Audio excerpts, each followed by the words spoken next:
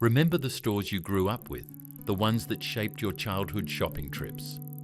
From candy-coloured displays to must-have gadgets, these Aussie icons are gone, but not forgotten.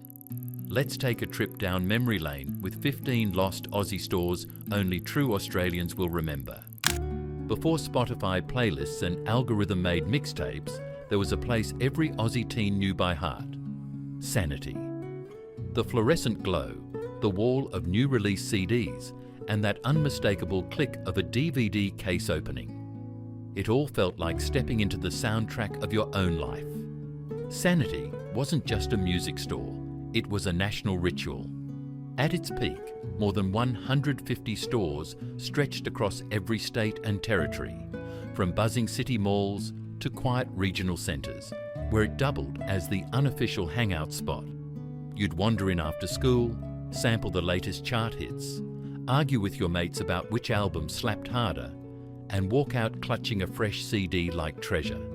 Born in the 90s under Brashs Limited, Sanity grew fast, absorbing Jets, Delta, CC Records, Brashs, HMV, even dabbling in the UK. Each store felt like a tiny universe packed with posters, headphones, box sets, and staff who actually knew their music. Fridays meant new releases. School holidays meant burning gift cards. And that iconic black and white logo became part of Australia's retail DNA. But streaming hit harder than any bargain bin clearance. One by one, the stores closed until the final physical locations shut their doors in March 2023. Today, Sanity survives online only, a digital echo of a once booming empire. If you ever flipped through their CD racks, chased down a rare Blu-ray, or grabbed a last-minute birthday soundtrack, you remember the magic. Sanity made music shopping feel personal, loud, colourful, and unmistakably Aussie. There was a time in Australia when discovering new tech didn't happen online. It happened under the bright yellow signage of Dick Smith. You'd walk in and instantly feel that curious buzz. Shelves stacked with gadgets, cables, kits, radios, and the faint smell of plastic packaging that somehow meant possibility. Founded in 1968 in a tiny neutral bay shop, Dick Smith grew from installing car radios to becoming the beating heart of Australian electronics culture. By the 2000s, more than 260 stores stretched across the country, plus dozens more in New Zealand, each one a playground for hobbyists, tinkerers, PC builders, and anyone who just wanted their first cordless phone or novelty gadget. What made Dick Smith special was how hands-on it felt.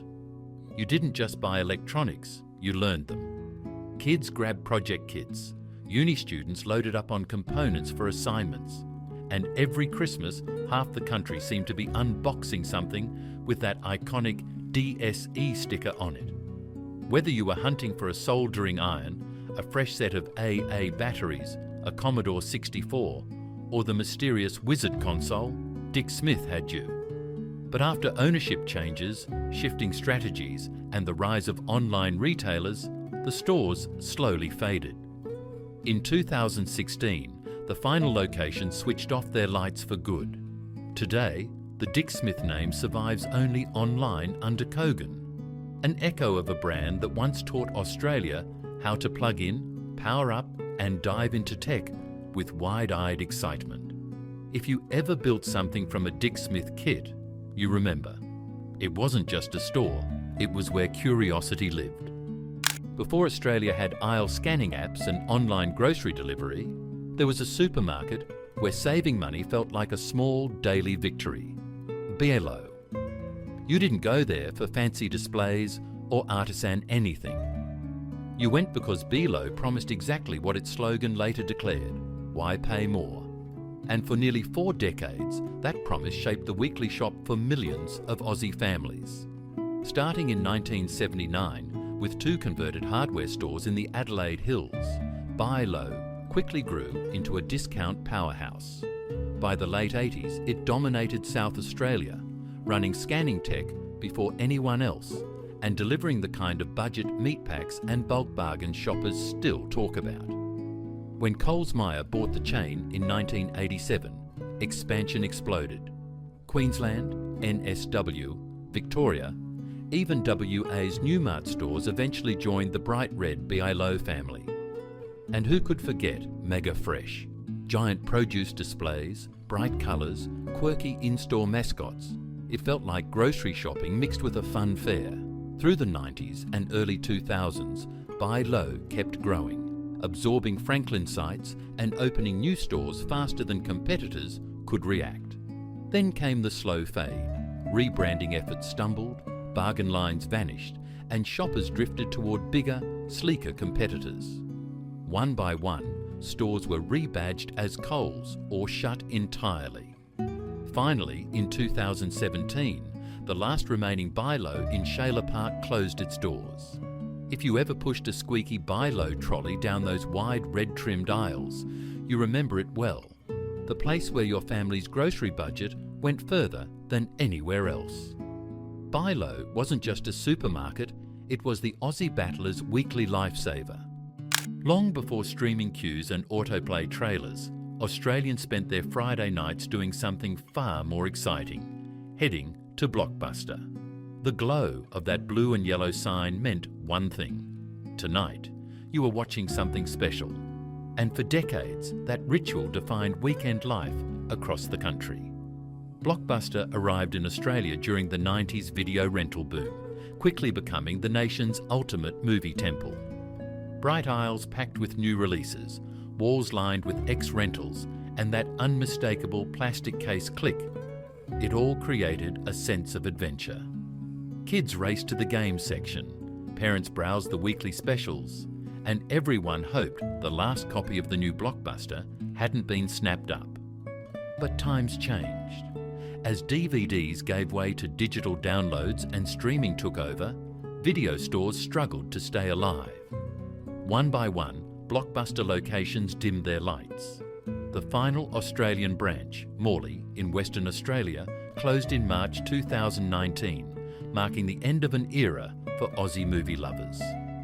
Strangely, that closure left a single Blockbuster on Earth, a small franchise-run store in Bend, Oregon. Not a corporate giant, just a lone survivor keeping the nostalgia alive. If you ever stood scanning the shelves, trying to choose between an action flick, a rom-com, or the weekly 5 for $10 deal, you remember Blockbuster for what it truly was. A place where movie night felt personal. A place where choosing the film was half the fun. There was a time when strolling through the mall wasn't complete without stepping into Esprit. Its sleek displays, bright lighting, and effortlessly cool clothing made it impossible to pass by without stopping. From casual weekend wear to sharp office staples, Esprit had a way of making Australians feel stylish without trying too hard. Esprit first arrived in Australia decades ago, quickly carving out a niche for those who wanted international fashion with a modern, minimalist vibe. The stores weren't huge, but they were always inviting. Neatly folded jeans, crisp shirts, and racks of colourful dresses calling out to every shopper. It was a brand that felt aspirational, yet approachable. A little taste of the global fashion scene, right in your local mall. For years, Esprit thrived as a staple of Australian shopping culture. But by the late 2000s, financial pressures and shrinking margins took their toll. Overseas markets demanded attention, and Australia's stores, over 60 outlets strong, were no longer profitable. In 2018, the final doors closed, leaving empty spaces in malls, where regulars had browsed, tried on, and purchased their favourite pieces. Hundreds of jobs were lost, but the memories lingered. If you remember stepping out of Esprit with a new wardrobe, or just lingering to admire the clean, airy layouts, you'll recall it not just as a store, but as a part of Australian fashion history. It was a little slice of effortless style that is gone but not forgotten. Remember wandering down the aisles of Go Low, the discount store where everything seemed just a little bit cheaper, a little bit brighter, and full of unexpected finds. From stationery to toys, household gadgets to seasonal decorations, Go Low was the kind of store where kids tugged at their parents' hands, and adults couldn't help but linger just a little longer. Golo wasn't just a place to shop, it was a weekend ritual, a treasure hunt for bargains across hundreds of stores all over Australia. Owned by Australian Discount Retail, the chain found its niche in bringing value to every corner of the country. For years, it stood alongside Sam's Warehouse, Crazy Clark's and Chicken Feed as part of the largest discount retail group in Australia. But the retail winds shifted. By 2009, Australian Discount Retail went into receivership, owing $201 million. Jan Cameron's retail adventures took the reins, promising a makeover. Golo would become chicken feed stores. The plan never fully materialised. By 2012, administration loomed again, and Golo quietly disappeared. Some stores lived on as Crazy Clark's, but the familiar red and white signs and bargain-packed aisles were gone for good. If you remember scanning the shelves for little treasures, clipping the occasional discount tag, or just the thrill of what will I find today? Golo wasn't just a store, it was a piece of Australian retail history. Its aisles may have emptied, but the memories of hopping from bargain to bargain still linger in the hearts of shoppers who knew its charm. Step back to the streets of Sydney in the early 1900s, where Grace Bros became more than just a department store. It was a landmark. Founded in 1885 by English migrants Albert Edward and Joseph Neil Grace, the store began as a humble shop on George Street. From door-to-door sales to a 5-storey Broadway flagship by 1906, Grace Bros grew into a Sydney institution, known for quality merchandise and a shopping experience that drew families for generations.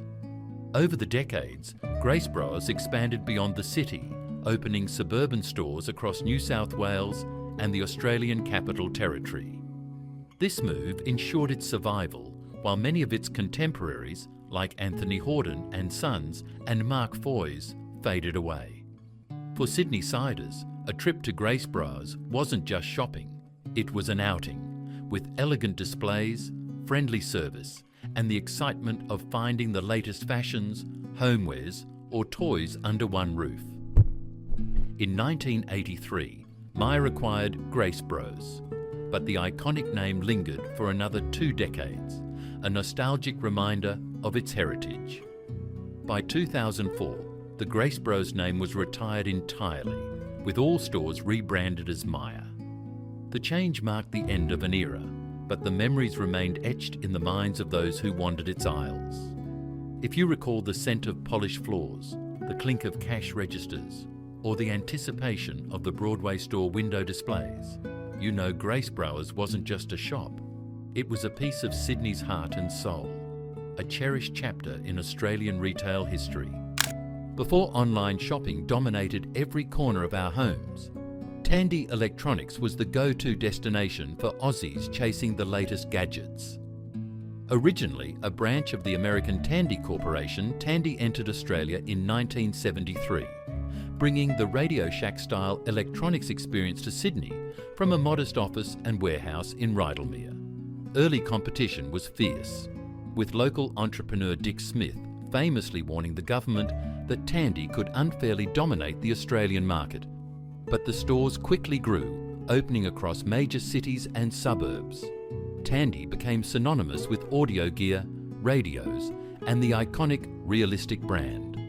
From the CB radio craze of the 1970s to the personal computer boom in the 1980s, Tandy stocked the devices that defined a generation.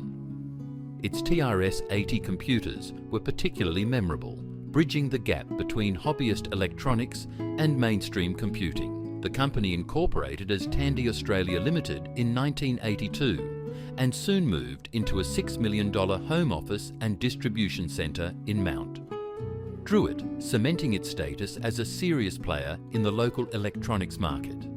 Despite its popularity, Tandy eventually struggled to compete with emerging electronics giants and online retailers. Woolworths acquired the brand in 2001, but by 2011, the Tandy name was phased out entirely. Today, the stores are gone, but many Australians still recall flipping through the colourful Tandy catalogue, scanning aisles filled with headphones, radios and early PCs, and dreaming of the next big gadget. For those who grew up visiting Tandy, it wasn't just a store. It was a launchpad into a world of technology, curiosity, and the thrill of owning the future before anyone else. Remember the thrill of wandering through aisles stacked with VHS tapes, DVDs and Blu-rays hunting for the weekend movie? That was the magic of Video Easy. Founded in 1983 by Kevin Slater in Hurstville, Sydney, Video Easy quickly became the Aussie hotspot for home entertainment. The first franchise opened in Miranda in 1984, and expansion followed at lightning speed. By the mid-2000s, there were over 500 stores across Australia. Video Easy wasn't just about movies. It offered console video games, exclusive DVD releases, and innovative programs like DVD Unlimited, letting loyal customers rent multiple titles without late fees. Its growth accelerated when the company acquired Blockbuster's Australian operations in 2007, capturing 40% of the nation's rental market. But the rise of online streaming quietly began to pull the rug out from under the once thriving chain. Stores closed one by one through the 2010s, leaving only automated kiosks by 2020. Even these disappeared when Evolve Entertainment entered liquidation in 2021, marking the end of an era. For many Aussies, Video Easy was more than a shop. It was a ritual. Friday nights, popcorn in hand, and a sense of discovery as you scan the shelves for hidden gems. Today, physical rentals are almost forgotten, but Video Easy remains lodged in the hearts of anyone who grew up with the joy of picking up a movie and pressing play for the first time. If you grew up in the 80s or 90s, stepping into Franklin's felt like a rite of passage. The no-frills supermarket was iconic for its budget-friendly approach, stacked shelves, and that unmistakable Franklin's vibe that made grocery shopping a little more exciting. Founded in 1941, Franklin's expanded across New South Wales, Victoria and Queensland, becoming a staple in suburban life. In 2010, Metcash acquired Franklin's with the plan to gradually rebrand the stores under the IGA banner. While this kept some legacy products alive under the Franklin's No Frills label, the stores themselves slowly disappeared. By 2015, the final Franklin store at Westfield Miranda in Sydney closed its doors, ending decades of familiar aisles, bright signage, and discount deals that Aussies had grown up with. Franklin's wasn't just about cheap groceries, it was about community. Families had their favourite aisles, local shoppers knew the staff, and the stores had a personality all their own. The distinctive no-frills approach, emphasising value over glitz, made Franklin's feel like a supermarket for the people, not just a place to shop. Though the brand lives on in select no-frills products on IGA shelves, the experience of wandering a Franklin's store, grabbing a trolley and hunting for bargains is something that can only be remembered now. For true Australians, Franklin's represents a simpler, more personal era of grocery shopping that's gone but never forgotten. If your childhood involved weekends spent browsing the latest albums and music gear, then Brashs is a name you'll never forget. Founded in 1862 by Marcus Brashs in Melbourne, Brashs started as a piano and reed organ retailer, proudly proclaiming, "A home is not a home without a piano." The company became a cornerstone of Australian musical life, with its flagship Elizabeth Street store remaining iconic for decades. Through the Great Depression, Alfred Brashs, Marcus's son, kept the business thriving with clever, customer-friendly policies, allowing piano repayments over extended periods.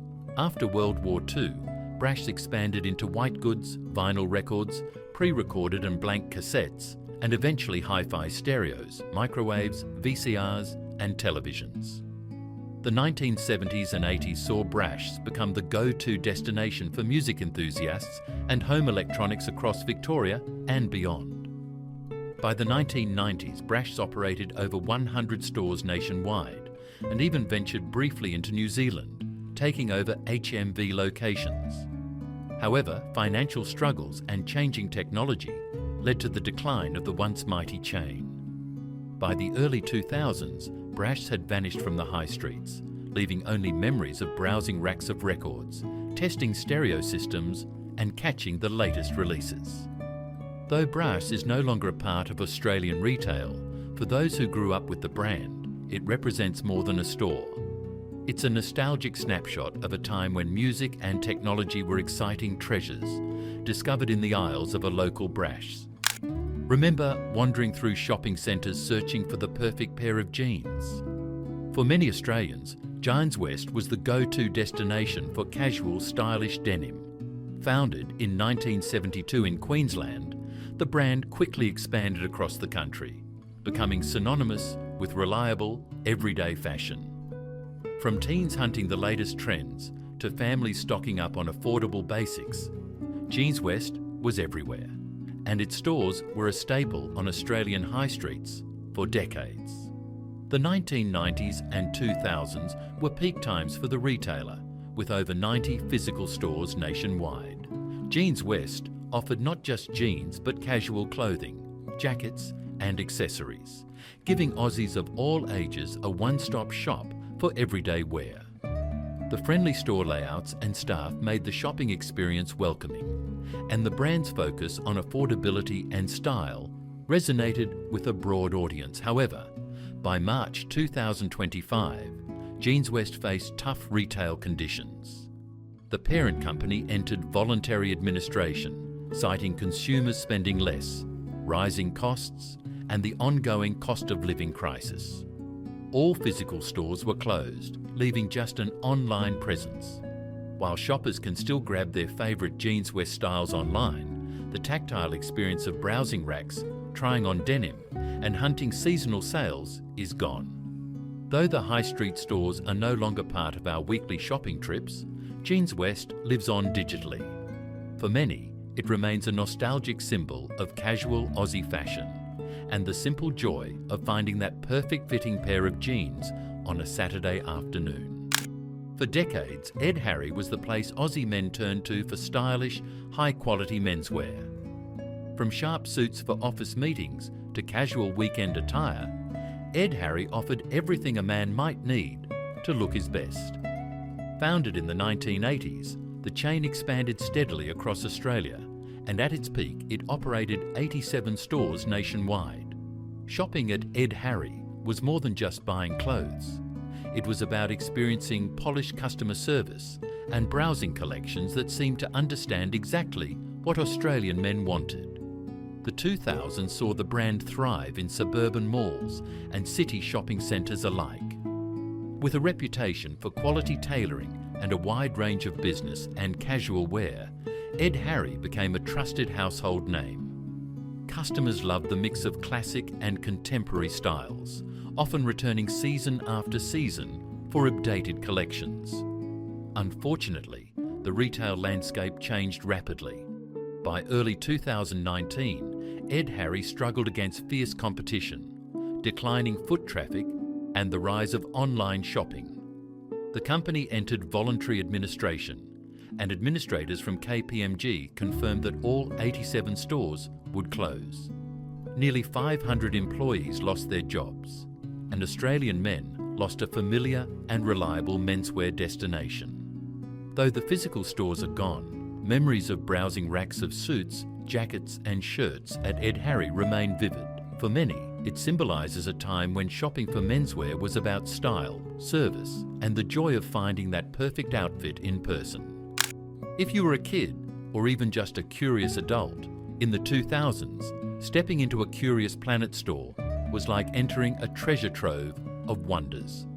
Formerly known as Australian Geographic and briefly rebranded as My Geographic, before settling on Curious Planet, the chain offered an eclectic mix of science kits, telescopes, globes, educational toys, and quirky gadgets. It was the kind of shop where curiosity wasn't just encouraged, it was rewarded. At its height, Curious Planet had 63 stores across Australia, attracting families, students and hobbyists eager to explore the natural world, space and science in a hands-on way. Whether it was picking up a model volcano kit, a telescope to stargaze, or just browsing the shelves filled with strange and fascinating gadgets, visiting Curious Planet was always an adventure. Unfortunately, the chain's story ended in 2020. Its parent company, the Co-op Bookshop, went into voluntary administration in late 2019, burdened by mounting debt and an inability to find a buyer. Despite a final stock clearance sale, all 63 stores closed their doors permanently by March 2020. Today, Curious Planet lives on only in memory. For Australians who grew up exploring its shelves, it represents a time when discovering the world's wonders didn't require a screen, just a sense of curiosity and a pocket full of coins. Walking past a closed store now, it's easy to remember the thrill of finding something truly unique in every aisle. For anyone who grew up shopping for kids' clothes in Australia, Pumpkin Patch was a household name. Its colourful, playful designs and quality clothing made it a go-to for parents looking for stylish, comfortable outfits for their little ones. From baby rompers to toddler jackets, Pumpkin Patch was everywhere. From shopping centres to main street stores, making family shopping trips a little more magical.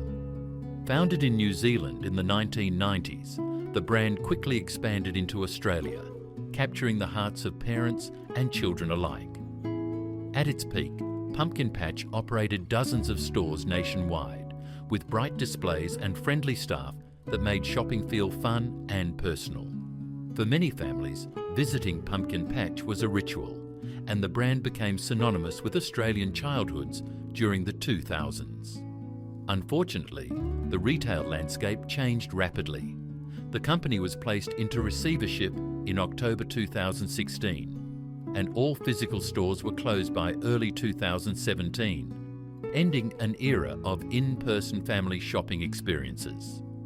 Despite the closures, the Pumpkin Patch name didn't disappear entirely. Later, in 2017, the Catch Group acquired the brand and relaunched it as an online-only retailer in Australia and New Zealand. Today, Pumpkin Patch survives online, selling children's clothing without the familiar shop fronts that once dotted every mall.